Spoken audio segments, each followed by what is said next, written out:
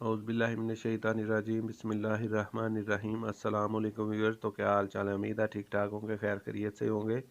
तो सर्दी बहुत ज़्यादा है, जनवरी का महीना है, तो आज हम जो है एक बड़ी ही मज़ेदार सी रेसिपी ट्राई करेंगे। आज हम इंशाल्लाह बनाएंगे बाजरे की रोटी और वो खाएंगे सरसों के साग के साथ, और वो भी देसी घी में फ्राई किया हुआ। तो चलिए स्टार्ट करते हैं।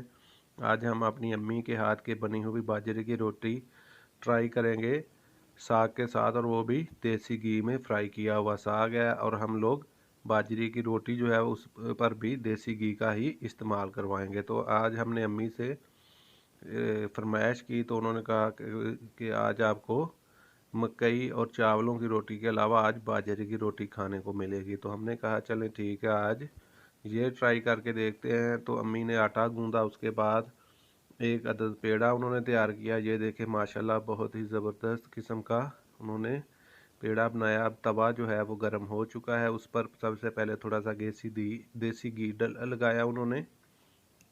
तो ये देखे माशाल्लाह, अब उन्होंने उसके ऊपर रोटी जो है वो डाल दी। तो अब हम इंतज़ार करेंगे।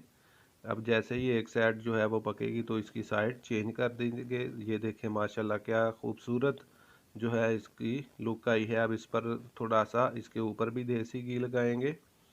तो ये देखें इस तरह चम्मच के साथ इसको कट भी लगाएंगे, ताकि रोटी जो है अंदर तक जो है वो अच्छी तरह पक जाए।